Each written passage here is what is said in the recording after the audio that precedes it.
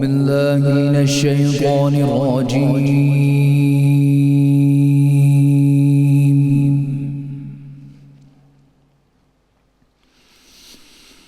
بسم الله الرحمن الرحيم. الرحمن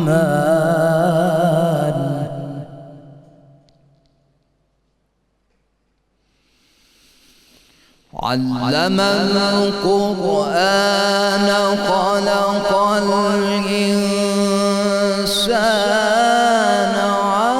علمه البيان.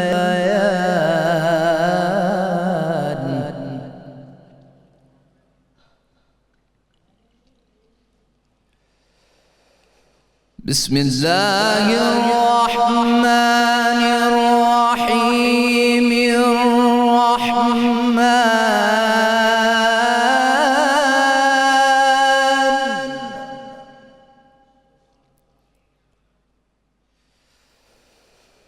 علم القرآن خلق الإنسان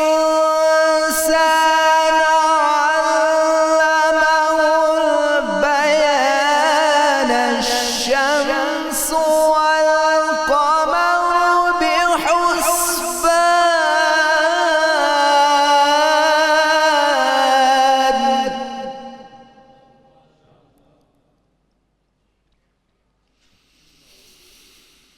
والنجم والشجر يسجدان.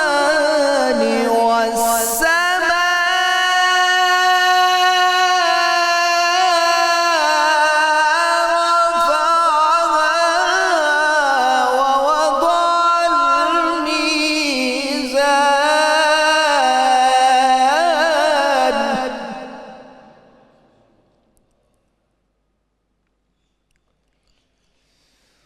والسماء رفعها ووضع الميزان.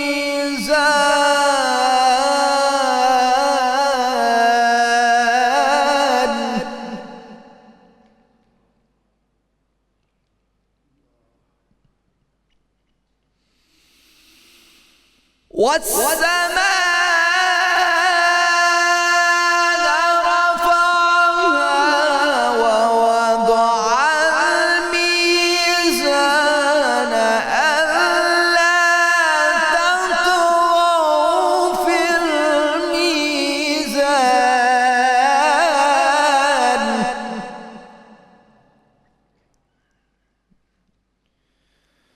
وأقيموا الوزن بالقسط ولا تخسروا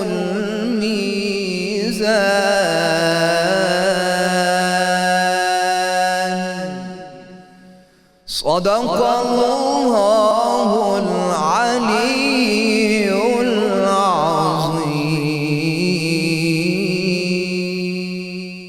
ماشاء اللہ سبحان اللہ سبحان اللہ. یہ تھے ملک معروف قاری جناب قاری محمد فرحان بخش نقشبندی صاحب جو تلاوت کلام پاک سے ہمارے قلوب کو منور فرما رہے تھے.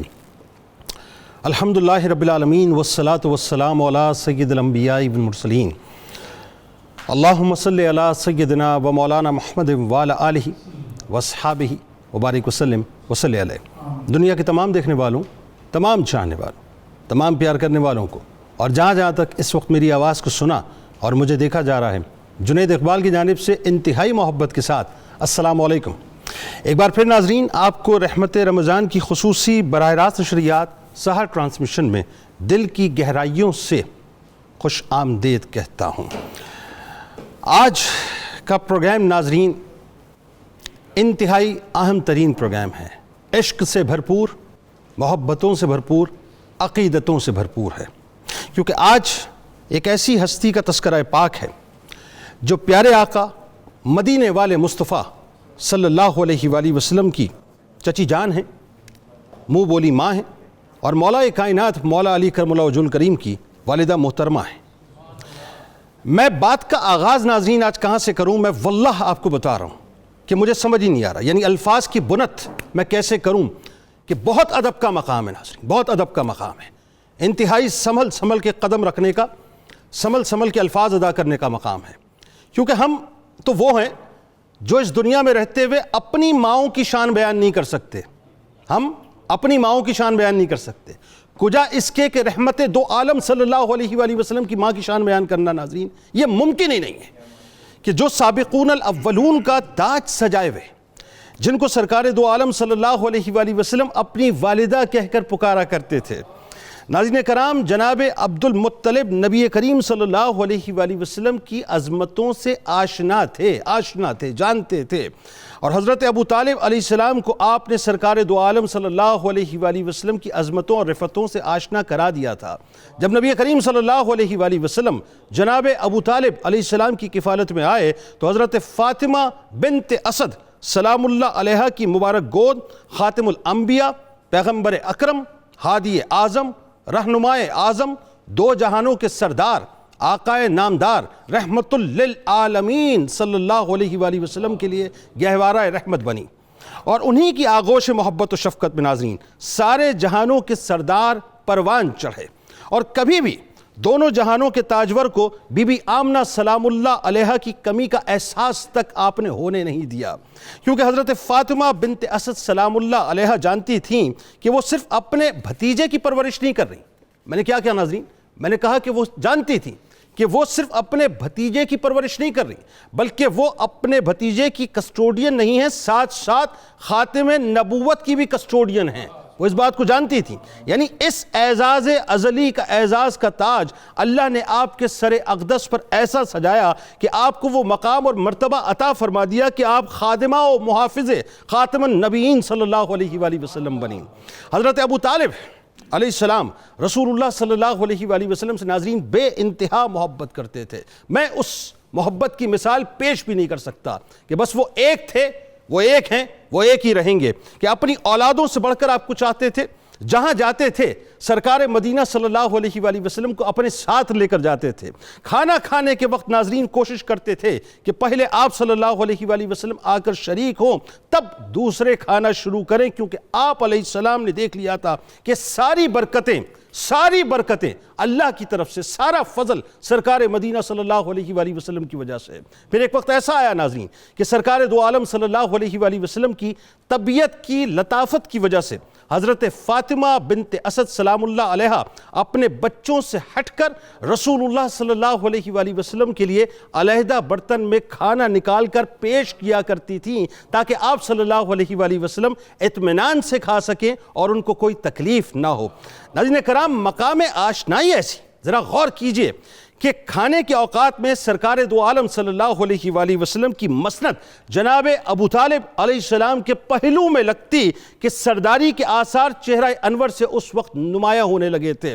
اب ذرا سوچئے ناظرین، جن کا صدقہ، اب میں بڑی ایک عجیب سی بات کرنے جا رہا ہوں۔ میں نے کہا نا کہ آپ مقام اور مرتبے کا تعین کر نہیں سکتے، کہ آپ ذرا یہ سوچیں کہ جن کا صدقہ پوری کائنات کھاتی ہے اور پوری کائنات کھاتی رہے گی، جن کی بارگاہ میں اگر وضو کا پانی کوئی پیش کر دے تو اللہ تبارک و تعالیٰ بزبان مصطفیٰ کریم صلی اللہ علیہ وآلہ وسلم کے انہیں جنت میں اعلیٰ مقام عطا کر دے، تو جو محبوب رب العالمین کو پیار سے کھلاتی ہوں، بار بار کھلاتی ہوں، ہر بار کھلاتی ہوں، ان کی خدمت کرتی ہوں، تو فرش سے لے کر عرش تک ان کے مقام اور مرتبے کی کیسی دھوم ہوگی، اس کا تعین ہم نہیں کر سکتے ناظرین۔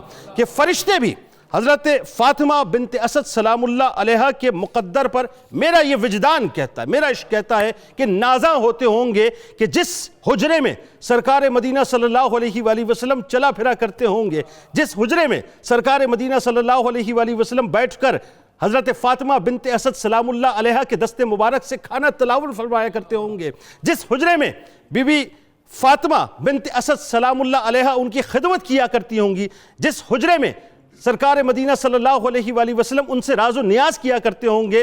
راز و نیاز تو زمین پہ ہوتا ہوگا، آسمانوں پر فرشتے ناز کرتے ہوں گے کہ کیا ماں ہے اور کیا بیٹا ہے۔ ناظرین، جو خود بھوکی رہتی تھی، مگر سرکار دو عالم صلی اللہ علیہ وآلہ وسلم کو کھلاتی تھیں، جو خود پرانے کپڑوں میں گزارا کرتی تھیں مگر سرکار دو عالم صلی اللہ علیہ وآلہ وسلم کو نئے کپڑے پہناتی تھیں، اچھا کھانا نہ خود کھاتی تھیں نہ اپنے بچوں کو کھلاتی تھیں، اگر کھلاتی تھیں تو سرکار دو عالم صلی اللہ علیہ وآلہ وسلم کو کھلاتی تھیں، یعنی اس نیت سے کہ اللہ پاک کی رضا مل جائے اور آخرت میں کامیابی مل جائے۔ ناظرین کرام، اس دل سوزی سے دیکھ بھال کا اب ثمرہ کیا ہے، ذرا یہ سنیے کہ سرکار دو عالم صلی اللہ علیہ وآلہ وسلم بھی انہیں اپنی ماں سمجھتے تھے، خان صاحب اپنی ماں سمجھتے تھے اور ماں کہہ کر پکارا کرتے تھے اور ماں ہی کی طرح آپ کی عزت اور احترام کیا کرتے تھے۔ اسی لیے اس شفقت اور محبت کا اظہار سرکار دو عالم صلی اللہ علیہ وآلہ وسلم نے اس طرح کیا کہ ابو طالب کے بعد علیہ السلام ان فاطمہ بنت اسد سلام اللہ علیہ سے زیادہ کوئی مجھ پر شفیق اور مہربان نہیں ہوا جتنا وقت رسول اللہ صلی اللہ علیہ وآلہ وسلم نے حضرت ابو طالب علیہ السلام کے ساتھ گزارا۔ ناظرین، حضرت فاطمہ بنت اسد سلام اللہ علیہ نے ایک سگی ماں کی طرح آپ صلی اللہ علیہ وآلہ وسلم کا خیال رکھا، آپ صلی اللہ علیہ وآلہ وسلم کی حفاظت اور محبت کے ساتھ آپ صلی اللہ علیہ وآلہ وسلم کی ہر ضرورت کا آپ خیال رکھا کرتی تھیں۔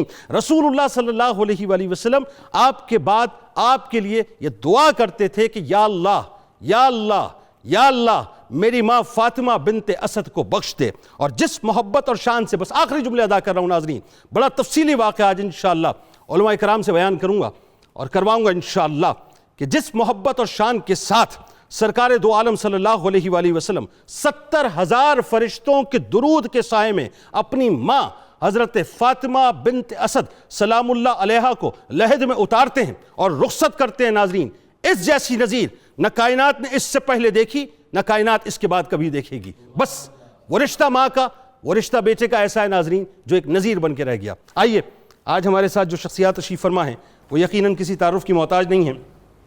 پہلی شخصیت آپ کے ہمارے ہم سب کے انتہائی قابل احترام ممتاز عالم دین میرے بائیں جانب موجود محترم جناب پروفیسر محمد سعید احمد خان صاحب۔ دوسری شخصیت آپ کے ہمارے ہم سب کے انتہائی قابل احترام ممتاز عالم دین محترم جناب پروفیسر محمد اعظم نوری صاحب۔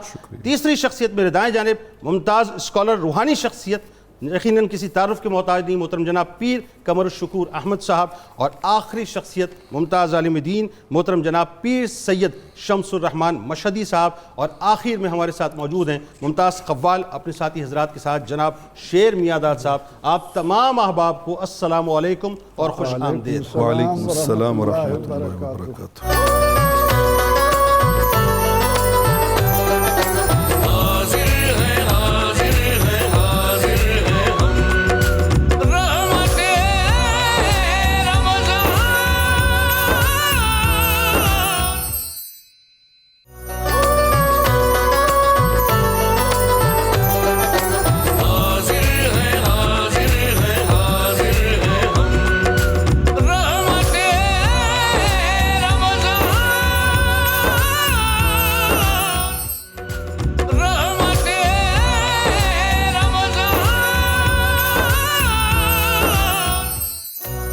خوش آمدید خواتین و حضرات، ایک بار پھر میں سحری کی خصوصی براہ راست نشریات میں حاضر خدمت، اور آج جس ہستی پاک کا تذکرہ پاک ہے دنیا انہیں حضرت فاطمہ بنت اسد سلام اللہ علیہ کہہ کر انتہائی ادب سے پکارتی ہے۔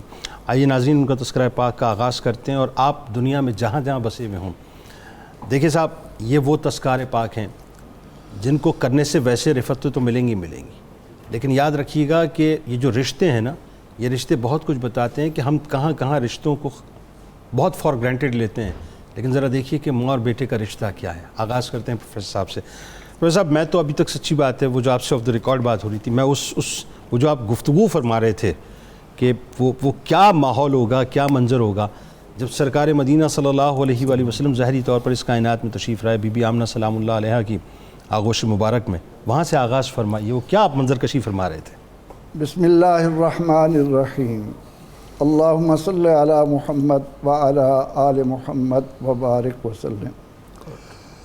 جنید صاحب، ابتدا میں آپ نے ان نورانی کرنوں کو جس طرح سمیٹ کر دیکھنے سننے والوں کے قلوب و اذہان میں اتارا، ان کی ایک اپنی لذت جزاک اللہ جی بس اور آپ پھر شیر میاں داد صاحب جس انداز سے کائنات کو بتا رہے تھے کہ انسا کوئی نہیں، کوئی کیسے ہو سکتا ہے، جب آقا علیہ السلام اپنی زبان اقدس سے یہ فرما دیں الا وانا حبیب اللہ، دنیا والو سن لو، حسن یوسف دم عیسیٰ ید بیضا داری، آنچ خوباں ہمہ دارن تنہا دار۔ جس ہستی پاک کا آج ہم ذکر کرنے لگے ہیں، اہل ایمان اپنے قلوب و اذہان کو منور کرو اور تصوراتی دنیا میں اس نورانی محفل میں پہنچو۔ چلیے لے کے چلیے سب کو۔ آج ہم ان کا تذکار پاک کر رہے ہیں جو آیہ تطہیر اور آیہ مودت کا مرکزی نقطہ ہے۔ اللہ اللہ اللہ۔ ازواج مطہرات کو دیکھیے، اہل بیت اطہار کو دیکھیے، نقطہ کیا ہے؟ سیدہ طاہرہ طیبہ، وہ سیدہ طاہرہ کہ جن کا کعبہ اس انداز سے استقبال کرے اور قیامت تک آنے والے مومن کی زبان پر مولا کائنات کے لیے یہ کلمات ہوں، کثیرہ میسر نشد ہی سعادت بکعبہ ولادت در مسجد شہادت۔ اللہ اللہ اللہ، ماشاءاللہ، سبحان اللہ۔ ان کا تذکار پاک، کیا خوش نصیبی ہے اس مقدس گھرانے کی کہ حویلی تو عبد المطلب کی ایک ہے، جائنٹ فیملی، اور کیسی حویلی ہوگی؟ آئے ہائے، نور کی حویلی۔ اور جہاں دیکھا جا رہا ہو کہ آقا نامدار صلی اللہ علیہ وسلم جب دنیا میں قدم رکھ رہے ہیں تو آپ فرما رہی ہیں خرج منی نور، اور اس نور کی شان یہ بیان کی کہ بیٹھی ہوں میں مکے کے اندر عبد المطلب کی حویلی میں اور دیکھ رہی ہوں شام کے محلہ، اللہ اکبر، دیکھ رہی ہوں شام کی گلیوں میں چلتے ہوئے اونٹ۔ اللہ، کیا آرزویں ہوں گی، کیا کیا باتیں اہل ایمان تو بعد میں شروع ہوا، لیکن وہ جو لوگ تھے اس حویلی کے، ان مقدس باتوں سے کس طرح ناواقف رہ سکتے ہیں؟ اللہ اکبر۔ اور میرے جیسا ایک ادنا طالب علم جب دیکھتا ہے کہ سیدہ آمنہ سلام اللہ علیہا نے اپنے اس آنکھوں کے نور کو جس طرح سینے سے لگا کر رکھا، عبد المطلب نے جس طرح انہیں سنبھالا، اور جب وہ وقت آیا کہ عبد المطلب نے دیکھا کہ اب کیا ہوگا، میرا بڑھاپا آ پہنچا، میں جا رہا ہوں، ایک ایک بیٹے پر نظر ڈالی، کہیں دل نہیں رکتا کہ کہیں یہ شکار پر جانے کی وجہ سے کہیں غافل نہ ہو جائیں، کہیں ان کی سنگ دلی میرے پوتے کو نقصان نہ پہنچے۔ اللہ اللہ۔ آخر کار جب وہ یہ فیصلہ فرماتے ہیں کہ اے میرے پیارے بیٹے، تو اپنے چچاؤں میں سے جس کو چاہے چن لے، اور اس موقع پر جب امام المرسلین سید الاولین والآخرین خاتم النبیین رحمت للعالمین دادا کی گود سے اتر کر عبد المطلب کی ابو طالب کی گود میں پہنچے، ابو طالب کو ان بلندیوں پر پہنچا دیا کہ قیامت تک آنے والا کوئی مومن ان کی بلندیوں کو پا ہی نہیں سکتا۔ ہائے ہائے ہائے ہائے ہائے، سبحان اللہ، کیا تمہیدی گفتگو ہے جی۔ یہ میں اپنے طور پر نہیں کہہ رہا، میں قرآن کا حوالہ لے رہا ہوں کہ موسیٰ علیہ السلام کلیم اللہ ہیں، یہاں حبیب اللہ ہیں۔ اللہ، مجھے وہ بات یاد آتی ہے کہ جب کلیم اللہ اللہ سے سوال کرتے ہیں، مولا انا کلیموں کا و محمد حبیبوں کا فما الفرق بین الکلیم والحبیب، اے اللہ میں تیرا کلیم، محمد تیرے حبیب، یہ تو بتا کہ کلیم اور حبیب میں فرق کیا ہے۔ اور جواب ملے الکلیم یعمل لرضاء مولاه والحبیب یعمل لرضائه۔ کلیم وہ ہے جو اللہ کو راضی کرنے میں لگا رہتا ہے۔ اللہ اکبر۔ اور دنیا والوں سن لو، حبیب وہ ہے جسے خدا راضی کرنے میں لگا رہتا ہے۔ سبحان اللہ سبحان اللہ۔ بات آگے بڑھاتے ہیں۔ اچھا اب اس میں پیر صاحب ایک تو یہ کہ میں چاہتا ہوں کہ ذرا سا نسبی تعارف بھی ہو جائے ساتھ ساتھ، تاکہ لوگوں کو ذرا کلیئرٹی بھی آئے کہ جی نسب پاک آپ کا ضرور جانا چاہیے مکمل. دوسرا آپ ذرا یہ بتائیے کہ انبیاء کرام علیہ السلام کی جو ماؤں کی عظمت کے حوالے سے خاص طور پہ قرآن پاک جو بیان کرتا ہے ذرا اس حوالے سے فرمائیے. بسم اللہ الرحمن الرحیم. حضرت فاطمہ بنت اسد جناب حضرت عبد المطلب کے دوسری والدہ ماجدہ سے بھائی حضرت اسد کی صاحبزادی ہیں. یہ حضرت ہاشم نے جو نکاح فرمائے ایک نکاح حضرت فاطمہ سے فرمایا جو حضرت سلمہ سے فرمایا جن سے حضرت عبد المطلب تشریف لائے, اور دوسرا نکاح جناب قیلہ بنت عامر سے فرمایا جن سے جناب اسد تشریف لائے. اس طرح سے یہ دونوں حقیقی بھائی یعنی مائیں الگ الگ ہیں, باپ ایک ہے. ان کی صاحبزادی ہیں حضرت فاطمہ بنت اسد. حضرت فاطمہ بنت اسد ہاشمی اس حوالہ سے خاتون ہیں. اللہ رب العزت نے ان کو یہ شان عطا فرمائی کہ حضور سید عالمین صلی اللہ علیہ وآلہ وسلم کی تمام تر خدمات جو ہیں ان کا صحرا ان کے سر ہے. اللہ بہت عظمت والا نام ہے. خاندانی عظمت اور شان کو سمجھنے سے پہلے میں یہ عرض کرنا ضروری سمجھوں گا کہ نسب کی پاکیزگی اور نسب کی اہمیت باقاعدہ قرآن حکیم کا موضوع اور مضمون ہے. باقاعدہ مضمون ہے. نسب پر صرف افتخار سے بلا وجہ تکبر سے قرآن حکیم منع کرتا ہے. نسب کی پاکیزگی نسب کی عظمت کو قرآن حکیم بیان کرتا ہے, اور تمام انبیاء علیہ السلام کو اللہ تعالیٰ نے اعلیٰ ترین انساب میں پیدا فرمایا تاکہ ان کی عزت و عظمت اور شان جو ہے اس پر کوئی انگلی نہ اٹھا سکے. اور یہ حضور علیہ السلام تو پھر امام الانبیاء والمرسلین ہیں. آپ کی عظمت آپ کی شان اس بات سے ظاہر ہے کہ آپ کے دادا جان سردار بطحہ ہیں. سردار بطحہ ہیں جن کو عرب و عجم جن کی عظمت کو سلام کرتا ہے, اور بیت اللہ شریف کے خادم ہونے کی نسبت سے وہ پوری انسانیت میں محترم سمجھے جاتے ہیں. مہمان نوازی میں اپنی مثال نہیں رکھتے, سخاوت میں اپنی مثال نہیں رکھتے, شجاعت میں اپنی مثال نہیں رکھتے, بے مثل ہیں. یہ حقیقتیں سمجھنے سے تعلق رکھتی ہیں کہ جو نبی ہوتا ہے, میں بہت اہم نقطہ عرض کرنا چاہ رہا ہوں, اس نبی کی لوگوں کو عظمت کی خبر تو اس وقت ہوتی ہے جب وہ اپنی نبوت کا اظہار اور اعلان کرتا ہے. لیکن اللہ رب العزت کا یہ نظام قدرت ہے کہ وہ جنہیں یہ عظیم امانت تفویض کرتا ہے انہیں اس کی عظمت کی خبر پہلے دیتا ہے. سبحان اللہ. اب اس کی انتہائی سادہ سی مثال, بہت مشکل نہیں, انتہائی سادہ سی مثال میں عرض کرتا ہوں کہ حضرت عبد المطلب ہی حضور علیہ السلام کا اسم گرامی محمد تجویز کرتے ہیں, بہت زیادہ تعریف کیا ہے. اسی اسم محمد کو قرآن حکیم نے 4 مقامات پر بیان کیا. حضرت سیدہ آمنہ سلام اللہ علیہ حضور کا اسم مبارک احمد تجویز کرتی ہیں. سبحان اللہ. اس کو قرآن حکیم نے سورہ صف میں ایک مقام پر بیان کیا. سبحان اللہ. گویا انبیاء کی عظمت اور حضور کی عظمت ان ہستیوں کو منکشف تھی, تبھی انہوں نے وہ اسماء گرامی تجویز کی جو اللہ رب العزت کے پسندیدہ. بالکل ٹھیک ہے.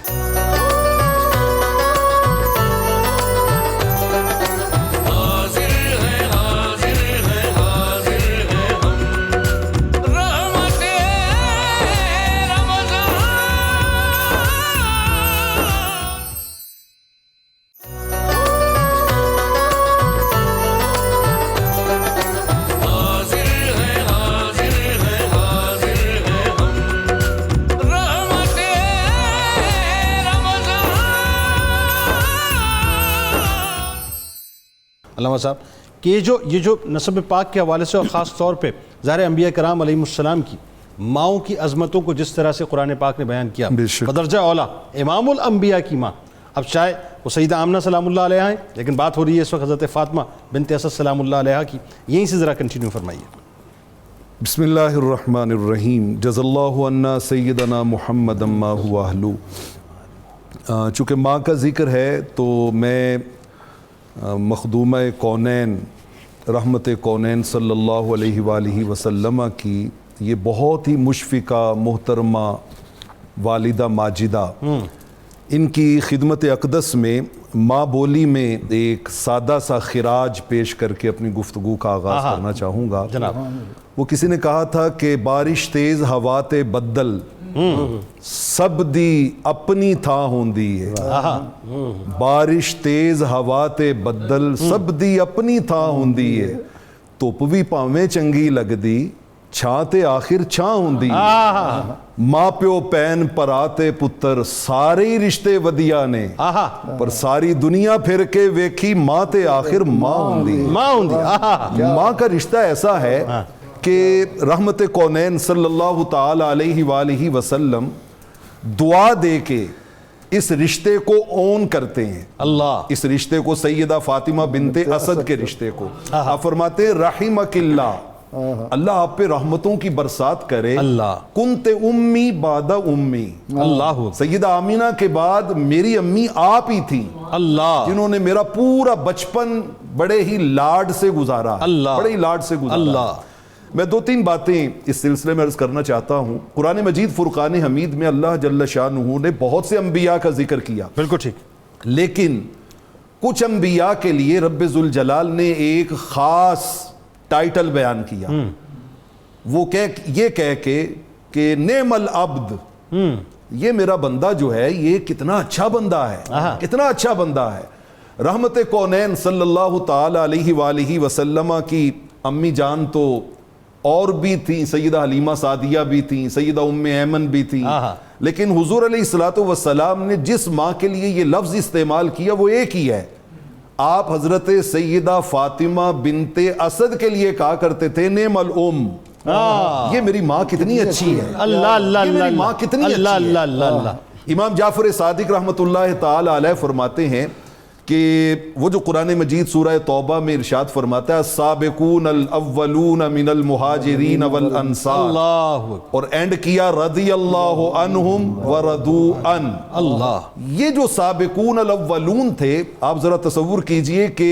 امام جعفر صادق کہتے ہیں ان میں سیدہ فاطمہ بنت اسد کا 11واں نمبر ہے اللہ اکبر یعنی قبولیت اسلام میں سابقون الاولون میں شامل ہے اور ایک سادہ سی بات جس نے مجھے اب تک اپنے سحر میں جکڑا ہوا ہے ان کا تعارف اس سے زیادہ حسین کیا ہو سکتا ہے کہ شیر کی بیٹی ہیں شیر کی ماں ہیں بھائی کیا بات ہے فاطمہ کیا اچھی بات ہے کیا اچھی بات شیر کی بیٹی ہیں شیر کی ماں اور آگے حضرت علی شیر خدا کی کیا ہے واہ واہ واہ ماں ہے حضرت فاطمہ بنت اسد رضی اللہ تعالی عنہ سلام اللہ علیہا آپ کے لیے تاریخ میں ایک اور امتیاز یہ بھی ملتا ہے کہ اول ہاشمیت یہ بنو ہاشم میں پہلی خاتون ہے اللہ اکبر جس نے کسی ہاشمی خلیفے کو جنم دیا ہے اللہ اکبر حضرت مولا کائنات علی شیر خدا رضی اللہ تعالی عنہ کی شکل میں تو یہ پہلی ہاشمی خاتون ہے جنہوں نے کسی ہاشمی خلیفے کو جنم دیا ہے رحمت کونین صلی اللہ علیہ وآلہ وسلم سے ان کے 4 رشتے بڑے نمایاں ہیں ایک تو حضور علیہ السلام کی چچی بھی ہیں ٹھیک ہے کہ حضرت ابو طالب رضی اللہ تعالیٰ عنہ کے گھر میں ہیں ٹھیک ہے دوسرا یہ حضور علیہ السلام کی پھوپھو بھی ہیں سبحان اللہ پیر صاحب قبلہ نے اس طرف اشارہ کیا کہ یہ بھی پوتی ہے حضرت ہاشم کی اور حضور علیہ السلام کے جو والد ماجد تھے وہ بھی پوتے تھے حضرت ہاشم کے اللہ اس نسبت سے یہ آپ کی پھوپھو بھی لگی ٹھیک ہے اور پھر ایک رشتہ سیدۃ النساء فاطمہ الزہرا سلام اللہ علیہا کی نسبت سے سمدن کا بھی ہے ٹھیک ہے اور پھر چوتھا رشتہ وہ ماں کا ہے کہ جس ماں نے اپنی حضرت سیدنا فاروق اعظم رضی اللہ تعالیٰ عنہ نے جب پوچھا نا کہ یا رسول اللہ صلی اللہ علیہ وسلم آپ ان کو غیر معمولی پروٹوکول کیوں دیتے ہیں اللہ بڑا ان کے ساتھ آپ کی محبتوں کے داستانیں ہیں تو آقا علیہ السلام نے فرمایا عمر میں اس خاتون کو کیوں نہ غیر معمولی پروٹوکول دوں جس نے اپنی ساری اولاد پر مجھے ترجیح دی اللہ اکبر اللہ اکبر ساری اولاد پہ مجھے ترجیح دی اللہ اکبر اللہ یہ ہے سیدہ فاطمہ بنت اسد رضی اللہ اور یہ تو حضرت عمر فاروق رضی اللہ تعالیٰ عنہ صدیق اکبر رضی اللہ تعالیٰ عنہ کے دونوں کا تذکرہ پاک آخر میں جو وصال کا معاملہ وصال پاک وہ ضرور آئے گا تاکہ لوگوں کو یہ پیغام بھی جائے کہ کیا محبت مولا کائنات کی والدہ کے ساتھ بے شک ایسی ہے دونوں شیخین کی جو ہے وقت تھی بالکل ایسی اچھا جی بات آگے بڑھاتے ہیں پیر صاحب یہ بتائیے اچھا کتنی ظاہر ہے میں اب یہ لفظ استعمال کروں کتنی باعظمت خاتون ان کی وجہ سے عظمتیں ہمیں مل رہی ہیں، ان کی صدقے عظمتیں ہمیں مل رہی ہیں. لیکن کمال یہ ہے کہ آپ کی آغوش مبارک میں نبوت اور ولایت بیک وقت جو ہے پروان چل رہی ہے. آپ کا شعبہ ہے، ذرا کلام فرمائیے اس پہ. بسم اللہ الرحمن الرحیم. شعبہ کیا، وہ بڑے معروف ہمارے صوفی شاعر ہوئے ہیں.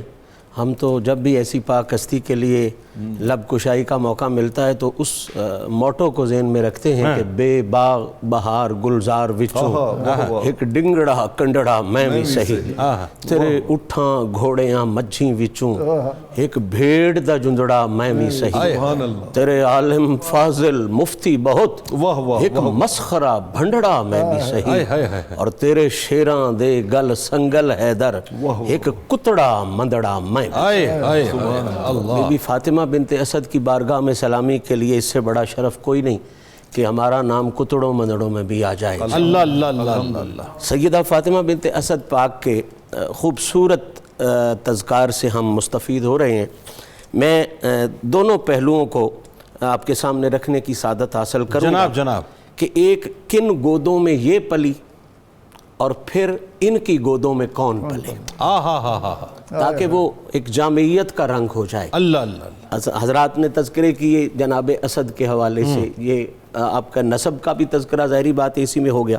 جناب اسد کے حوالے سے یہ تقریباً تمام تر عرب کی تاریخوں میں موجود ہے کہ یہ اس وقت اپنے دور میں ان افراد میں سے تھے جو نہ صرف بت پرستی سے بچے ہوئے تھے بلکہ یہ لوگوں کو دعوت توحید بھی دیتے. سبحان اللہ سبحان اللہ. کیا بات، کیا بات. جس طرح آقا کریم کے والد اور جد امجد جناب عبد المطلب کا یہ طریقہ تھا، باقی لوگ بت پرستی کرتے تھے اور ان کے معاملات علیحدہ علیحدہ تھے، لیکن جناب اسد اور جناب عبد المطلب کے بارے میں تاریخ متفق ہے کہ انہوں نے زندگی بھر بت پرستی نہیں کی اللہ، اور پھر یہ دعوت توحید بھی دیتے تھے اللہ، لوگوں کو لا الہ الا اللہ کا پیغام یہ پہنچایا کرتے تھے. بھائی کیوں نہ ہو، ان کی اولاد میں سے جو کسٹوڈین ہونے والی ہیں وہ ایک نبوت اور ولایت دونوں. تو دعوت توحید سے جناب اسد اور پھر ہاشم کی اولاد میں سے ہیں. اور میں اس حوالے سے نبی پاک صلی اللہ علیہ وسلم کا وہ فرمان کوٹ کروں گا کہ ہاشمی ہونا یہ ہم کہنے کو عام سی بات کہہ دیتے ہیں،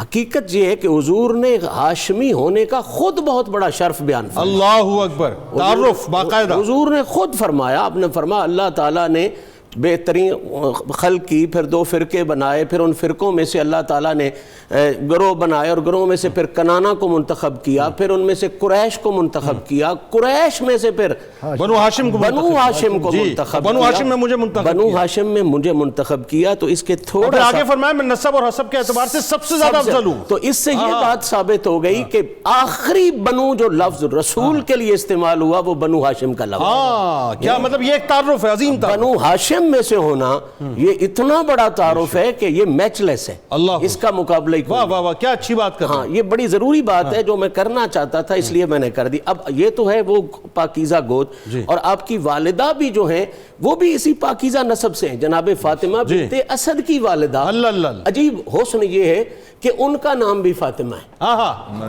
ان کا نام بھی فاطمہ ہے. ہر جگہ فاطمہ ہی فاطمہ ہے. اور اتنا حسن، جنید بھائی میں آپ کے ساتھ شیئر کروں، یہ فاطمہ کا ایسا خوبصورت رنگ ہے اس ماحول میں. مولا علی پاک کے حوالے سے اور نبی پاک کے حوالے سے، نبی پاک کی جو قطع کلام کی معذرت، وہ سوال میں آپ ہی کے لیے چھوڑ دوں گا نبوت اور ولایت کا، لیکن یہ جو رنگ فاطمہ ہے نا، اس کو آپ بیان کریں پھر ہم وقت پہ ضرور عرض کرنا چاہتا ہوں.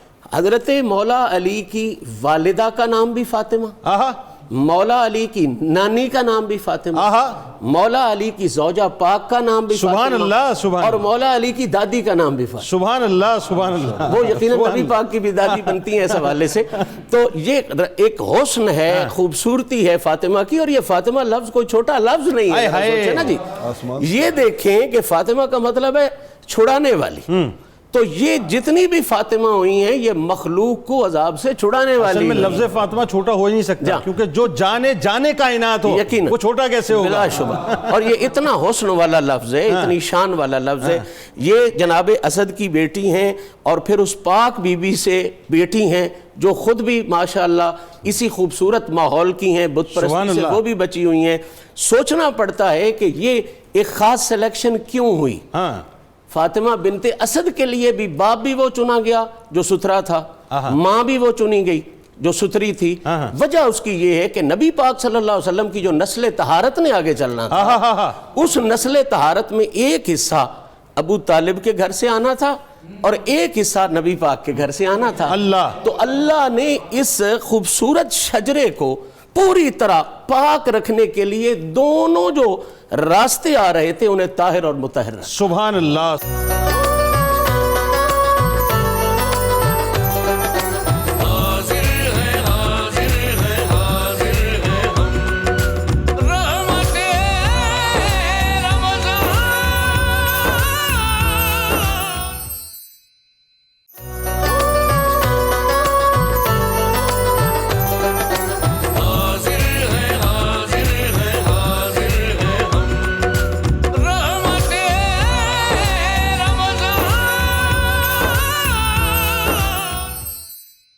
اچھا جی پیر صاحب، اب جو سوال ہے وہ سوال ایسا ہے کہ ظاہر ہے میں چاہتا ہوں اس پہ آپ ذرا تفصیل کلام فرمائیے کہ آپ کی جو اولاد مبارک ہے ان کو جو شرف اور عظمتیں حاصل ہوئیں اس حوالے سے ذرا کلام فرمائیں کہ جو ایک تسلسل ہمیں نظر آتا ہے. جی ارشاد رب العزت ہے حل جزاء الاحسان الا الاحسان. آئے ہائے کیا تمہیدی بات ہے. سبحان اللہ.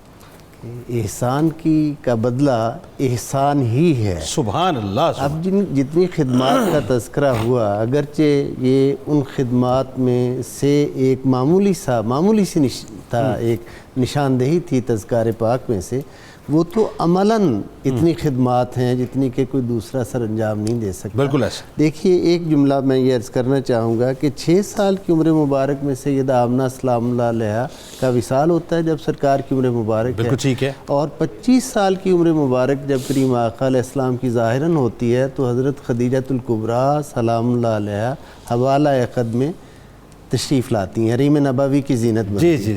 ہم محافل میلاد مناتے ہیں، اتنا کچھ کرتے ہیں، سارا کچھ کرتے ہیں، کیا کبھی ہمیں یہ شعور نصیب ہوا کہ 19 برس میرے آقا کی ہر خانگی ضرورت کا کس نے خیال رکھا ہے؟ اللہ اکبر. ہر خانگی ضرورت، ہر خانگی، یعنی خراج عقیدت تو آپ سن رہے ہیں نا، جیسے نور صاحب بات کر رہے تھے کہ حضور نے فرمایا میری ماں کی مثل. اللہ. یہ جو خراج عقیدت ہے یہ بتا رہا ہے کہ انہوں نے کیسے خیال رکھا. اللہ اکبر. ہر خانگی ضرورت کا خیال رکھا. اب اللہ رب العزت نے اس کی بہترین جزا جو آپ کو عطا فرمائی، وہ ایک دیکھیے اس میں سے کہ ایک تو یہ شرف حاصل کہ ان کی آغوش میں بیک وقت نبوت اور ولایت پلی. دوسرا شرف یہ کہ خاتون جنت سیدۃ النساء العالمین جیسی ہستی ان کی بہو بن کر. اللہ اکبر. اللہ اکبر. حسنین کریمین علیہ السلام جیسے جنتی جوانوں کے سردار پوتے نصیب ہوئے. اللہ اکبر. سبحان اللہ. اور ابد الآباد تک ہدایت کا جو نظام ہے وہ ان کے مقدس خاندان سے منسلک کر دیا. سبحان اللہ. کیا ریوارڈ، کیا ریوارڈ. 12 کے 12 امام جو ہیں اہل بیت اطہار کے، حضرت امام اول اہل بیت نبوت میں سے حضرت مولا علی مرتضیٰ سے لے کر حضرت امام مہدی علیہ السلام تک، سبحان اللہ، یعنی آفتاب نبوت کے طلوع ہونے سے وقوع قیامت تک ہدایت کا سارا نظام حضرت فاطمہ بنت اسد. بھائی سبحان اللہ کیا بات ہے. اچھا چونکہ یہ برکت کے لیے آپ تمام ائمہ کے جو ہے نام گرامی بھی ذرا مطلب لیجیے تاکہ ایک برکتیں ہمیں بھی وصول ہو سکیں. حضرت مولا علی مرتضیٰ ائمہ اہل بیت اطہار میں سے پہلے امام، دوسرے حضرت امام حسن مجتبی علیہ السلام، تیسرے حضرت سید الشہداء امام حسین علیہ السلام، چوتھے حضرت امام زین العابدین علیہ السلام، پانچویں حضرت امام محمد باقر علیہ السلام، چھٹے امام حضرت امام جعفر الصادق علیہ السلام، ساتویں امام حضرت امام موسیٰ کاظم علیہ السلام، آٹھویں امام حضرت امام علی رضا علیہ السلام، نویں امام حضرت امام محمد تقی علیہ السلام، دسویں امام حضرت امام علی نقی علیہ السلام، 11ویں امام حضرت امام حسن عسکری علیہ السلام، اور 12ویں حضرت امام محمد مہدی ہادی صاحب. سبحان اللہ سبحان اللہ. اور یہ سب نسل پاک آپ کی ہے، ساری نسل پاک، اتنا بڑا ریوارڈ کائنات نے آپ کو عطا کیا گیا. ٹھیک ہے. یہ عظمتیں جو ہیں یہ سمجھنے سے تعلق رکھتی ہیں. یہ جس ہستی کی بارگاہ میں خراج عقیدت پیش کرنے کا شرف آج حاصل آپ کو ہم سب کو خوش نصیبی سے ہو رہا ہے۔ سبحان اللہ۔ ان ہستیوں کی عظمت کو تب سمجھنے کے لیے جب تک فضل خداوند کریم شامل حال نہیں ہوتا اور دل گداز نہیں ہوتا تب تک سمجھ نہیں آتی۔ مطلب وہ عقیدت کی شمع، میں محبت کی نہیں کہتا، میں کہتا ہوں عقیدت کی شمع جب تک روشن نہ ہو دل میں تب تک ہو نہیں سکتا، جب تک دل گداز نہ ہو اس وقت تک سمجھ نہیں آتی۔ خدمات دیکھیں کتنی بڑی ہیں، تذکار پاک کرنے کا وقت ہی نہیں ہے ہمارے پاس، کبھی ہمارے دیگر موضوعات ہی ختم نہیں ہوتے۔ اتنی بڑی ہستی کے شخصیت کی عظمت کے اتنے پہلو، لیکن ان کو بیان کرنے کا وقت ہی نہیں ہے ہمارے پاس۔ اچھا ایک بات بتائیے پیر صاحب سر دست وہ ذرا سا وہ جو آپ فرما رہے تھے نا 19 برس، ظاہر ہے جیسا کہ مطلب روایتوں میں بھی ملتا ہے کہ آپ خود اچھا نہیں کھاتی تھیں، سرکار علیہ السلام کو اچھا کھلاتی تھیں، بچوں کو اچھا نہیں کھلاتی تھیں، آپ کو اچھا کھلاتی تھیں، خود جو ہے وہ اپنا پرانے کپڑے پہنتی تھی سرکار علیہ السلام۔ ایک میں چیز یہاں بہت اہم عرض کرنا چاہتا ہوں، یہ جو روایات میں ایک جملہ آ گیا اس کی وجہ سے بہت زیادہ نہ ہمیں ٹھوکر ہمارے دوستوں کو لگتی ہے، اسکالرز کو، کہ حضرت ابو طالب کثیر العیال تھے اور قلیل المال تھے۔ یہ بہت کنفیوژن ہے، غلط بات ہے۔ حضرت عبد المطلب سردار بطحہ تھے، حضرت فاطمہ بنت اسد کا جو ہے دسترخوان کرم اس وقت بھی مکہ میں مشہور تھا جس وقت مکہ میں فقر و فاقہ کا غلبہ تھا۔ آپ کے ہی خوان کرم پر اہل مکہ آ کر اپنی تسکین حاصل کیا کرتے تھے۔ سبحان اللہ، یہ معمولی بات نہیں۔ دعوت ذوالعشیرہ کا پروفیسر صاحب نے بات شروع کی، اسلام کی پہلی دعوت جب آیت نازل ہوئی ماشاءاللہ وانذر عشیرتک الاقربین، تو حضور علیہ السلام نے حضرت مولا علی مرتضیٰ سے فرمایا یا علی اپنے گھر میں دعوت کا اہتمام کرو۔ اب میں ایک جملہ عرض کرنا چاہتا ہوں کہ علی کے دو گھر تھے، ایک تو کاشانہ نبوت تھا، ایک کاشانہ ابو طالب تھا۔ کاشانہ نبوت میں یہ دعوت نہیں ہوئی، تو یہ دعوت علامہ جو حلبی سیرت حلبیہ کے مصنف ہیں، علامہ برہان الدین حلبی نے دیگر سیرت نگاروں نے بیان کیا کہ حضرت مولا علی مرتضیٰ نے اپنے گھر میں دعوت کا اہتمام کیا۔ کاشانہ ابو طالب میں اسلام کی پہلی دعوت جو ہے جس میں قرابت دار حضور علیہ السلام کے مدعو ہوئے وہ حضرت ابو طالب کے کاشانہ میں ہوئی، سبحان اللہ، جن کا دسترخوان اتنا وسیع ہے کہ اللہ حکم دے کہ دعوت کا اہتمام کرو۔ اور مزے کی بات یہ ہے کہ وہ دین اسلام کی ابتدائی تبلیغ کی پہلی دعوت جو قرابت داروں کی، یعنی یہ بھی شرف آپ کو ملا، یہ بھی شرف آپ کو ملا، سبحان اللہ۔ اور یقیناً میں اگر پروفیسر اس میں ایک بات کو آگے بڑھاتے ہوئے کہ میں اگر تصور میں محسوس کروں کہ اس دعوت کا اہتمام گھر جناب ابو طالب علیہ السلام کا، اور کھانے کا اہتمام اور کھانا پکانے والی کون تھی؟ بی بی فاطمہ بنت اسد سلام اللہ علیہ۔ سبحان اللہ جی۔ جنید صاحب جس گھرانے میں عبد المطلب عبداللہ کو لینے کے لیے 100 اونٹ ذبح کر رہے ہو، ابرا سے کتنے اونٹ ہیں وہ لے گئے ہوں، جن کے اونٹوں کی تعداد دادا کی نہیں گنی جا رہی، ان کے بارے میں یہ تصور پھیلانا کہ وَوَجَدَكَ عَائِلًا فَأَغْنَاكَ سے مراد کیا ہے؟ وہ تو کائنات کو دینے کے لیے آئے ہیں، کائنات نے لینا ان کے در سے ہے۔ سبحان اللہ، سبحان اللہ۔ وہ تو صرف یہ کہ کائنات کا کوئی امتی کسی بھی حال میں ہو وہ یہ نہ کہہ سکے کہ میرے ساتھ یہ حالت ہے، محبوب کریم صلی اللہ علیہ وسلم وہاں نمونہ نظر آئے گا۔ اس نے اگر ایک پتھر باندھا ہے تو آقا علیہ السلام نے 2 پتھر باندھے ہیں، وہ اختیاری فقر، بالکل صحیح۔ بات آگے بڑھاتے ہیں۔ علامہ نوری صاحب، آپ کے ظاہر ہے جو ایک اور معاملہ آپ کی شخصیت کی جو ایک اور ہمیں پہلو نظر آتا ہے وہ احادیث کا آپ سے مروی ہونا، تو مرویات کے حوالے سے میں چاہتا ہوں ذرا آپ کلام فرمائیے۔ اصل میں جنید بھائی مسئلہ یہ ہے کہ جن کا بیٹا جو ہے وہ باب و مدینۃ العلم، کیا بات، وہاں پر تو پھر علم جو ہے وہ ایک سمندر کی طرح موجود ہے۔ سبحان اللہ، کیا ابتدائی بات ہے۔ سبحان رحمت کونین صلی اللہ تعالی علیہ وآلہ وسلم کے بچپن سے لے کے آپ کا ایک پورا اسٹرگل کا دور بھی، بچپن کا دور بھی، جوانی کا دور بھی، سارا کچھ دیکھا ہوا ہے۔ میں عرض کرتا ہوں 40 احادیث ہمیں اپنا سیدہ فاطمہ بنت اسد سلام اللہ علیہ سے مرویات میں ملتی ہیں، بعض مختلف اعداد بھی آئے ہیں جن میں سے کچھ احادیث صحیح بخاری اور صحیح مسلم میں بھی ہیں، صحیح مسلم میں بھی ہیں۔ میں یہاں پہ عرض کرنا چاہتا ہوں کہ مثلا صحیح مسلم کی ایک حدیث مبارکہ یوں ملتی ہے کہ دوما کے علاقے کے ایک بادشاہ اکیدر، اس نے رحمت کونین کی خدمت میں ایک بہت بڑا کپڑا ریشمی وہ بھیجا. رحمت کونین صلی اللہ تعالی علیہ وآلہ وسلم نے وہ حضرت علی شیر خدا رضی اللہ تعالی عنہ کو عطا فرمایا. صحیح. اور ان کو عطا فرما کے فرمایا پیر صاحب قبلہ نے وہ جو فواتم کی ایک خوبصورت بانسری میں تو کہوں گا بجائی وہ جو چادر بالکل جس نے دلوں کو چھو لیا تھا, وہ فواتم ساری کی ساری حضرت مولا کائنات علی شیر خدا رضی اللہ تعالی عنہ کے گھر میں موجود تھی. گھر میں موجود تھی. اور مولا کائنات کو دے کے بھیجا تھا نا, ان کو دے کے بھیجا اور انہیں کہا کہ یہ جا کے ان کو بین الفواتم قسم ہو بین الفواتم ان میں جا کے تقسیم کر دو. اور ان میں اب قریبی رشتے بھی ہیں اور دور کے رشتے بھی ہیں, لیکن چونکہ آقا علیہ الصلوۃ والسلام نے سب میں تقسیم کرنے کی بات کی ہے تو عدل و انصاف کا دامن ہاتھ سے نہیں چھوڑا گیا. برابر برابر ساری فواتم ان مقدس نفوس قدسیہ میں تقسیم کر دیا گیا.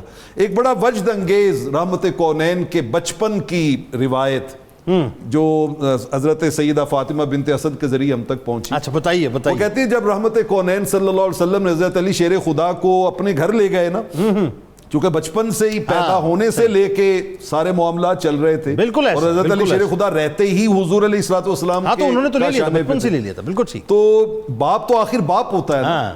ایک دن حضرت ابو طالب نے کہا بہت دن ہو گئے علی نے ہمارے ساتھ بیٹھ کے کھانا نہیں کھایا, اور آپ نے ایک جیسے ہوتا ہے نا آدمی ایک اپنی بات منوانے کے لیے کہتا ہے, آپ نے فرمایا آج میں اس وقت تک کھانا نہیں کھاؤں گا جب تک دسترخوان پہ علی ساتھ آ کے نہیں بیٹھے. اللہ اللہ. سیدہ فاطمہ بنت اسد کہتی ہے میں نے فوری طور پہ دوڑایا حضرت جعفر کو کہ جاؤ بھائی کو حضور علیہ الصلوۃ والسلام کے گھر سے لے کے آؤ. ٹھیک ہے. وہ گئے, لے کے آ گئے. حضرت ابو طالب نے حضرت علی شیر خدا کو اپنی گود میں بٹھایا, اپنے ہاتھ سے لقمہ توڑا اور لقمہ توڑ کے ان کے منہ میں ڈالا. اب حضرت علی اس کو چباتے جا رہے ہیں, چباتے جا رہے ہیں, چباتے جا رہے ہیں, اور اس کو نیچے نہیں لے کے جا رہے جیسے آدمی کا وہ دل ہی نہیں چاہ رہا ہوتا. اور پھر آپ نے بالآخر جیسے انسان کو وامٹ آتی ہے وہ لقمہ جو تھا وہ باہر نکال دیا, وہ باہر نکال دیا. تو حضرت ابو طالب نے کہا فاطمہ ذرا دیکھنا کیا ہو گیا بچے کو, کھانا ہی نہیں کھا رہا اور ایک لقمہ دیا وہ بھی باہر نکال دیا. وہ پکڑ کے سائڈ پہ لے گئی. انہوں نے جا کہا کہ بیٹا کیا بات ہے, تم اپنے بابا کے ہاتھ سے کھانا کیوں نہیں کھا رہے ہو؟ تو جواب سنیے حضرت علی کا. وہ عرض کرتے ہیں امی جان سچی بات یہ ہے کہ اجد لکف المصطفیٰ بردن ولطعامہ دعاوتن. امی جان جب آقا مجھے اپنے گھر میں لقمے کھلاتے ہیں نا تو ان کے ہاتھوں سے مجھے ٹھنڈک محسوس ہوتی ہے. اللہ اللہ اللہ. اور ان کا کھلایا ہوا لقمہ بہت ہی خوش ذائقہ ہوتا ہے. اللہ اللہ. وہ ٹیسٹ مجھے یہاں پہ نہیں مل رہا. اللہ اللہ. مجھے یہاں پہ نہیں مل رہا. اللہ. تو آپ نے حضرت فاطمہ بنت اسد کہتی ہیں میں نے جا کے عرض کی کہ ان کے کوئی کھانے میں ٹیسٹ میں پرابلم ہو گئی ہے, اس وجہ سے وہ ہضم نہیں کر پا رہے, تو آپ انہیں نہ کھلائیں, جانے دیں ادھر. حضرت ابو طالب نے تاریخی بات کی, ان کا اصل میں کھانے کے ٹیسٹ میں کمی نہیں آئی, رحمت کونین کی صحبت کے ٹیسٹ میں کمی آئی. صحبت کو چھوڑ کے ادھر آنا نہیں چاہتے. بھائی کیا بات ہے, ادھر آنا نہیں چاہتے, اسی صحبت میں رہنا چاہتے, اسی صحبت میں رہنا چاہتے, اسی صحبت میں رہنا چاہتے.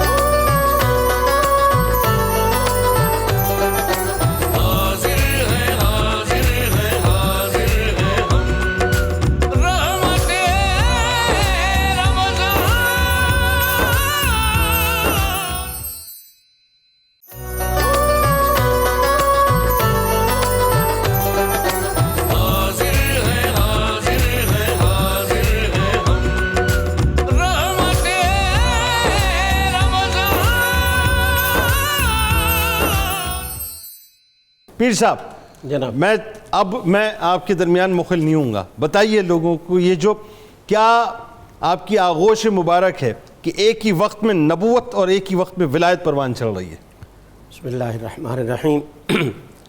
بلا شبہ جی یہ ایک بہت بڑی حقیقت ہے اور مسلمہ بات ہے کہ انسانیت کی ہدایت کے دو ہی بڑے طریقے ہیں. ایک طریقے کو نبوت کہا جاتا ہے اور اس سے چھوٹا لیول جو ہے اسے ولایت کہا جاتا ہے. ٹھیک. نبی پاک صلی اللہ علیہ وسلم کی آمد تک تو انبیاء کا سلسلہ جاری رہا. ٹھیک ہے. حضور خاتم النبیین بن کے آئے, آپ کے بعد اب نبوت کوئی نہیں آ سکتی, نبوت کا راستہ بند ہو گیا, حضور خاتم النبیین بن کے آئے. بالکل ایسے. اب وہ ساری دوہری ذمہ داریاں جو ہیں وہ نبوت والی بھی اور ولایت والی بھی اس لیول پر آ کر یہ ولایت کے ذمے ہو گئی. اللہ. سیدہ فاطمہ بنت اسد اس کائنات کی وہ واحد پاکیزہ ماں اور پاکیزہ گود رکھنے والی شخصیت ہیں کہ جن کی آغوش میں صرف نبی نہیں امام الانبیاء پلتے رہے. اللہ. مرکز انبیاء اور نبوت کے ایسے تاجدار پلتے رہے کہ جن کے فیض سے ہر نبی نے فیض پایا. ایسا ہی 1,00,000 کم و بیش 24,000 انبیاء میں سے کوئی نبی ایسا نہیں ہے جس نے سرکار دو عالم صلی اللہ علیہ وسلم کی عزت و عظمت حضور کی بارگاہ سے فیض نہیں پایا. بے شک. دوسری شخصیت مولائے کائنات جناب علی المرتضیٰ کی ہے اور وہ بھی صرف ولی نہیں ہے، وہ بھی امام الاولیاء ہے. اللہ. بے شک. اور یہ بات بھی بالکل بیانی اسی طرح ہے جس طرح کسی نبی کا یہ تعارف نہیں ہو سکتا کہ اس نے بارگاہ محمدی سے خیر نہ لیا ہو، اسی طرح کسی ولی کے تعارف میں یہ نہیں کہا جا سکتا کہ اس نے بارگاہ علی سے خیر نہ لیا. آہا سبحان اللہ سبحان اللہ. اور عام تصور ہمارا یہی ہے کہ مولا علی کے ظاہری ظہور کے بعد جو اولیاء ہوئے ہوں گے انہوں نے فیض لیا ہوگا. صاحب تفسیر مظہری قاضی ثناء اللہ پانی پتی نے یہاں پر کمال جملہ لکھا، فرماتے ہیں یہ غلط بات ہے. مولا کائنات جناب علی المرتضیٰ کو یہ شرف حاصل ہے، یہ اعزاز حاصل ہے کہ آدم علیہ السلام سے لے کے نبی پاک تک اور نبی پاک سے لے کے قیامت تک اللہ کی کل مخلوق میں جتنے بھی ولی ہوئے تھے مولا علی کی آمد سے پہلے اور جتنے ولی ہوں گے سب کو ولایت تقسیم کرنے والی ہستی مولا کائنات جناب اللہ اکبر. اللہ. پیر صاحب کی اس بات کو بڑھاتے ہوئے میں کہتا ہوں قرآن کہتا ہے مَثَلُهُمْ فِي التَّوْرَاةِ وَمَثَلُهُمْ فِي الْإِنْجِيلِ. قرآن کہتا ہے ان کو معمولی سمجھتے ہو، ان کے تذکرے تو شروع سے آ رہے ہیں. بلا شبہ اس میں کوئی شک نہیں ہے. اور دوسری بات اس میں یہ نبی پاک صلی اللہ علیہ وسلم نے خود بھی فرما دیا کہ میں اور علی ایک نور سے ہوئے، پھر اس نور کے 2 حصے ہو گئے. اللہ اکبر.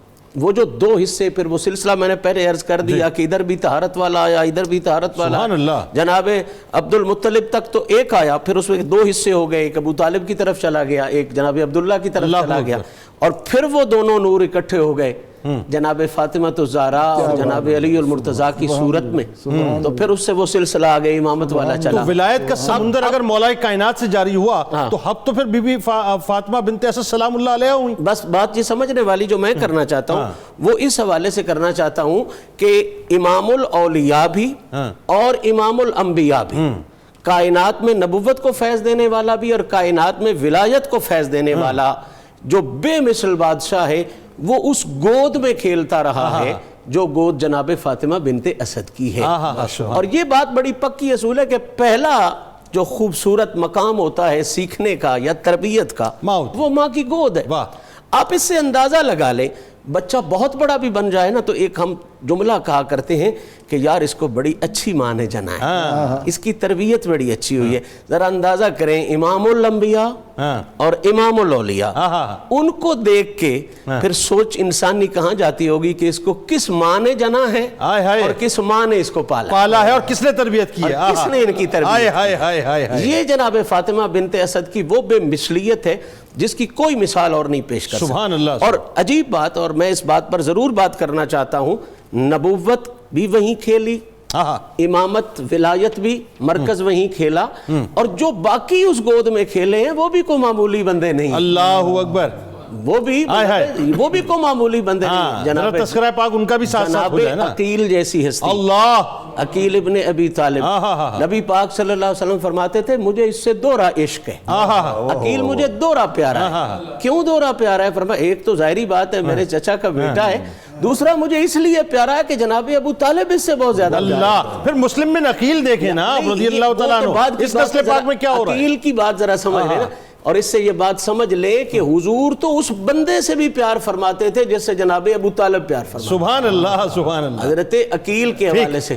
اور دوسری ہستی جناب جعفر پاک کی ہستی, اللہ جعفر طیار کی ہستی. اور میں سمجھتا ہوں اور میں اس حوالے سے یہ جملہ کہوں تو شاید علماء مجھے دعاؤں سے ضرور نوازیں گے کہ جعفر اس ہستی کا نام ہے جس کی خوبصورت تبلیغ نے, جس کے خوبصورت الفاظ نے کائنات کے پہلے بادشاہ کو محمد عربی کا غلام بنایا. اللہ اکبر. سورہ مریم نجاشی ہے نا جی, نجاشی اور اس کے سارے جو دربان تھے وہ حضور کے غلام بنے ہیں, حضور کو دیکھ کے نہیں بنے. ایسے ہی پر تھوڑی عطا ہوئے. جعفر طیار کی گفتگو اور آپ کے فرمان اور آپ کے ملفوظات عالیہ کو سن کر حضور سبحان اللہ سبحان اللہ. بلکہ وہ پہلے اگر انہیں سیرت نگار کہا جائے اس میں کوئی شک نہیں. کیا بات ہے, کیا بات ہے. خوبصورت منظر نبی پاک صلی اللہ علیہ وسلم کی سیرت کا, دین اسلام کا جو میسج انہوں نے دیا ہے. اور اس بات اور پھر قل هو اللہ احد کی جو اصل کہنا چاہیے کہ تشریح ہے وہ بنیادی طور پہ اپنے وہاں فرمایا. بے شک کوئی شک نہیں. پورا مطلب اس سے سوچے نا کہ ایک بادشاہ ہے, اس کا اسلام قبول کرنا, اسلام کی طرف آنا کوئی آسان نہیں ہوتا. آسان نہیں ہے. مطلب ایک عام بندے کا دعوت قبول کرنا یہ اور ہے, اور بادشاہ کا کرنا یہ بڑا مشکل ہے. بادشاہ اور اس کے پورے حواری جعفر طیار کی بات سن کر حضور کی غلامی میں بے شک. اور پھر جنگ موتا میں جو آپ کی خدمات ہیں, میں تو عرض کر رہا ہوں سر, وہ جو وہ ایوارڈ کیا ملا کہ 2 پر عطا کر دیے, اب جہاں چاہے سیر کرتے چلے جائیں. آخری جملہ اس حوالے سے عرض کروں, جب جناب جعفر طیار حبشہ سے واپس آئے, مدینہ پہنچے 15 سال کے بعد, تو حضور مل کر اتنے خوش ہوئے, فرمانے لگے کہ مجھے یہ اندازہ نہیں ہو رہا کہ میں تیری واپسی پر زیادہ خوش ہوں یا تیرے بھائی علی کے خیبر فتح کرنے پر. اللہ اللہ اللہ اللہ اللہ اللہ اللہ. پروفیسر صاحب, اتنا حسین نسب پاک, اتنی حسین اور عظیم اولادیں, میں تو بس بی بی فاطمہ بنت اسد سلام اللہ علیہ کا نام گرامی لیتا ہوں تو بس ادب سے گردن جھکی جاتی ہے. اتنی عظمت ہے آپ کے دامن میں. حضور علیہ الصلاۃ والتسلیم دولہا بنے, تیار کر رہی ہیں فاطمہ بنت اسد. اچھا, وہیں سے آپ کنٹینیو کر رہے ہیں بات. ہاں ہاں ٹھیک ہے. اور جب فاطمہ دلہن بن کر آتی ہیں تو تیاری کر رہی ہیں فاطمہ بنت اسد. اللہ اللہ اللہ. کتنے نصیبہ ہے اس خاتون کا. اور پھر مکی زندگی میں علماء نے بڑی صراحت کے ساتھ لکھا ہے کہ سیدنا حضرت ابو طالب کی وفات کے بعد اگر دشمنان دین آپ کو اذیتیں نہ دے سکے, آپ کے لیے وہ راستہ اختیار نہ کر سکے جو انہوں نے ہجرت کے لیے مجبور کرنے پر کیا, وہ سیدہ فاطمہ بنت اسد کی بنا پر تھا. اللہ. ان کے اثر و رسوخ کی بنا پر ان کو جرأت نہیں ہوتی تھی کہ وہ حضور سید عالم صلی اللہ علیہ وسلم کے لیے کوئی ایسا قدم اٹھائیں. پھر مدنی زندگی میں آ کر نبی اکرم رحمت عالم صلی اللہ علیہ وسلم کو جنگوں میں جتنی تکلیفیں پہنچیں ظاہری طور پر, تو صرف بیٹی فاطمہ تو زہرا ہی نہیں جاتی تھیں, سیدہ حضرت فاطمہ بنت اسد, پھر اللہ نے انہیں عمر 70 برس کے قریب دی. انہوں نے یہ سارے منظر اپنی آنکھوں سے دیکھے اور نبی اکرم رحمت عالم صلی اللہ علیہ وسلم کے ساتھ وہ پیار کیا کہ اللہ رب العزت نے منافق کو جب آپ کی قمیص گئی تو فرمایا محبوب یہ اس قابل نہیں ہے. لیکن جب سیدہ فاطمہ بنت اسد کا معاملہ آتا ہے تو نبی رحمت صلی اللہ علیہ وسلم فرماتے ہیں کہ میں انہیں اپنی قمیص اس لیے پہنا رہا ہوں کہ فرشتے ان کا استقبال کریں اور جنت کے اندر ان کے لیے انعامات تیار کیے. سبحان اللہ.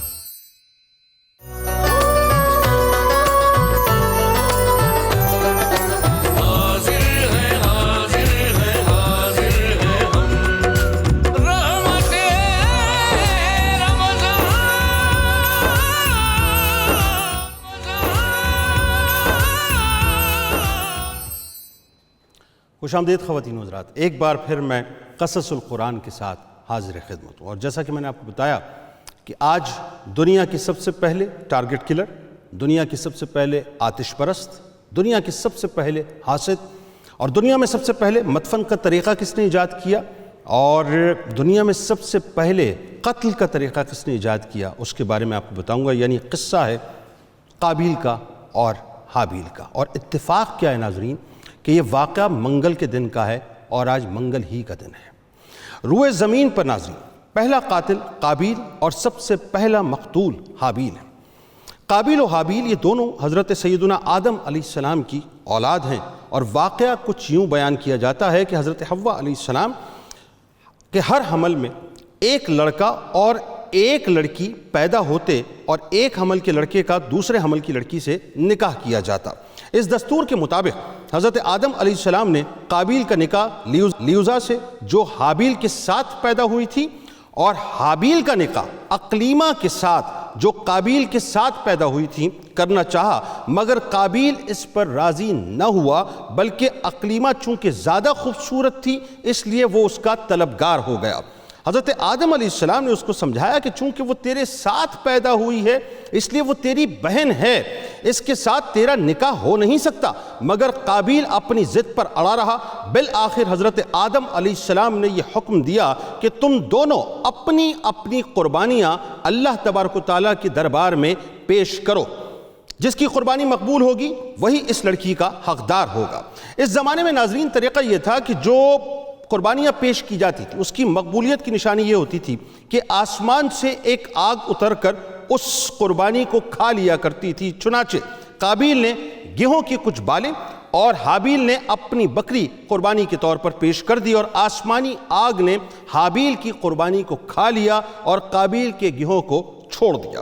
اس بات پر قابیل کے دل میں ایک بغض اور حسد پیدا ہو گیا۔ جیسا کہ میں نے آپ کو کہا نا، دنیا کا سب سے پہلا حاسد قابیل ہے، اس کے دل میں اس وقت ایک حسد پیدا ہو گیا، اور اس نے حابیل کو قتل کر دینے کی ٹھان لی، اور حابیل سے کہہ دیا کہ میں تجھے ضرور قتل کروں گا۔ حابیل نے کہا کہ قربانی قبول کرنا تو اللہ کا کام ہے، اور وہ متقی بندوں ہی کی قربانی قبول کرتا ہے، اگر تو متقی ہوتا تو ضرور تیری قربانی قبول ہوتی۔ ساتھ ہی حابیل نے یہ بھی کہہ دیا کہ تو میرے قتل کے لیے ہاتھ بڑھائے گا تو میں تجھ پر اپنا ہاتھ نہیں اٹھاؤں گا، کیونکہ میں اللہ سے ڈرتا ہوں، میں یہ چاہتا ہوں کہ میرا اور تیرا گناہ دونوں تیرے ہی پلے میں ہو اور تو دوزخی ہو جائے، کیونکہ بے انصافوں کی یہی سزا ہے۔ پھر آخر قابیل نے اپنے بھائی حابیل کو قتل کر دیا۔ بوقت قتل ناظرین بتایا جاتا ہے اور روایتوں میں یہ آتا ہے کہ حابیل کی عمر تقریباً 20 برس تھی، اور قتل کا یہ حادثہ مکہ مکرمہ میں جبل ثور کے پاس یا جبل حرا کی گھاٹی میں ہوا، اور بعض کا قول یہ ہے کہ بصرہ میں جس جگہ مسجد اعظم بنی ہوئی ہے منگل کے دن یہ سانحہ ہوا۔ روایت میں ہے کہ جب حابیل قتل ہو گئے تو 7 دنوں تک ناظرین زمین میں زلزلہ رہا، اور جتنے بھی درندے تھے پرندے تھے وہ اضطراب کی کیفیت میں تھے، بے چینی میں ادھر ادھر پھیل گئے تھے۔ قابیل جو بہت ہی گورا تھا اور انتہائی خوبصورت تھا، بھائی کا خون بہاتے ہی اس کا چہرہ مکمل طور پہ کالا ہو گیا، وہ انتہائی بدصورت ہو گیا۔ یعنی اس سے یہ بھی بات ثابت ہوئی ناظرین کہ انسان کے گناہ اس کے چہرے پر آ جایا کرتے ہیں، جیسے کہ قابیل کے چہرے پہ آ گئے تھے، اور حضرت آدم علیہ السلام کو اس بات کا بے انتہا رنج ہوا، یہاں تک کہ ناظرین کہ حابیل کے رنج و غم میں 100 برس تک، تقریباً 100 برس یعنی 1 سینچری تک آپ کو ہنسی نہیں آئی۔ اور سریانی زبان میں آپ نے حابیل کا مرثیہ کہا، جس کا اردو ترجمہ کچھ یوں بنتا ہے کہ تمام شہروں اور ان کے باشندوں میں تغیر پیدا ہو گیا، اور زمین کا چہرہ غبار آلود اور کبھی ہو گیا، ہر رنگ اور مزہ والی چیز بدل گئی، گورے چہرے کی رونق کم ہو گئی۔ حضرت آدم علیہ السلام نے شدید غضبناک ہو کر قابیل کو نکال دیا اپنے دربار سے، اور وہ بدنصیب اقلیمہ کو ساتھ لے کر یمن کی سرزمین عدن میں چلا گیا۔ وہاں ابلیس اس کے پاس آ کر کہنے لگا، اب ابلیس نے اپنا کام مزید شروع کر دیا، یعنی وہ آ کر کہنے لگا کہ حابیل کی قربانی کو آگ نے اس لیے کھا لیا تھا کہ وہ آگ کی پوجا کرتا تھا، لہٰذا تو بھی ایک آگ کا مندر بنا اور آگ کی پرستش کیا کر۔ چنانچہ قابیل وہ پہلا شخص ہے جس نے آگ کی عبادت کی، اور یہ روئے زمین پر پہلا شخص ہے جس نے اللہ تبارک و تعالیٰ کی نافرمانی کی اور سب سے پہلے زمین پر ناحق خون بہایا، اور یہ پہلا مجرم ہے جو جہنم میں سب سے پہلے ڈالا جائے گا۔ اور حدیث شریف میں ناظرین آتا ہے کہ روئے زمین پر قیامت تک جو بھی خون ناحق ہوگا قابیل اس میں حصے دار ہوگا، یعنی جتنی بھی کلنگز ہوتی رہیں گی، جتنی بھی ٹارگٹ کلنگز ہوتی رہیں گی، جتنے بھی لوگ دھماکوں میں جائیں گے، جنگوں میں جائیں گے، ناحق مارے جائیں گے، جو کچھ بھی ہوگا ناظرین اس میں قابیل کا حصہ رہے گا۔ یعنی قابیل کا انجام یہ ہوا ناظرین کہ اس کے ایک لڑکے نے جو اندھا تھا اس کو پتھر مار مار کر قتل کر دیا، اور یہ نبی زادہ ہونے کے باوجود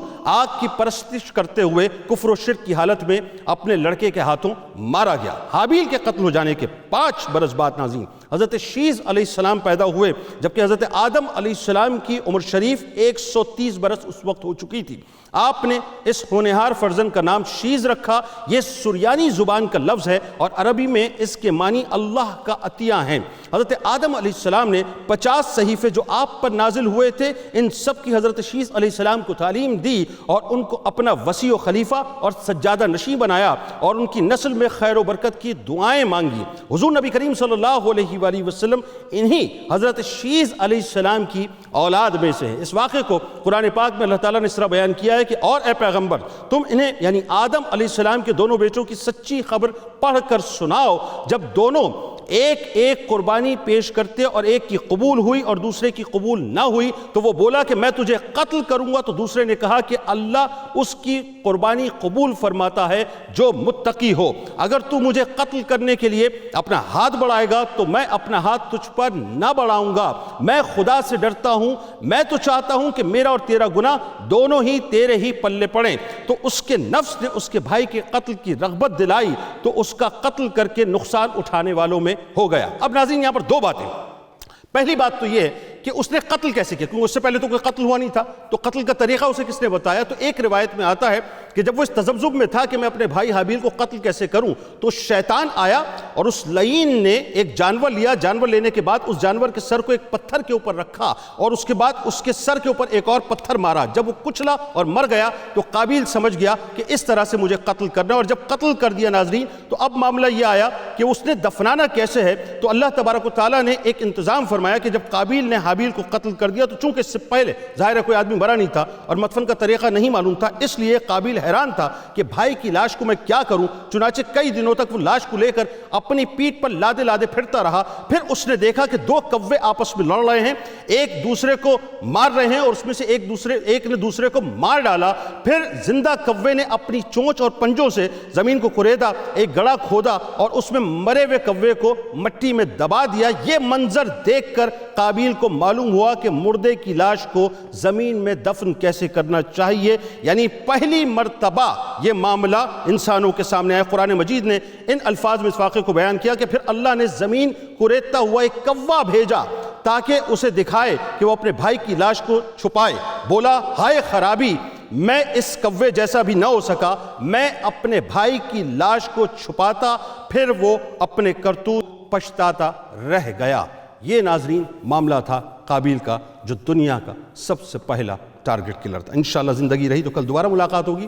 اس دعا، اس امید، اس یقین کے ساتھ اجازت دیں کہ اللہ تبارک و تعالیٰ آپ کا، ہمارا، ہم سب کا حامی و ناصر ہو۔ اللہ حافظ۔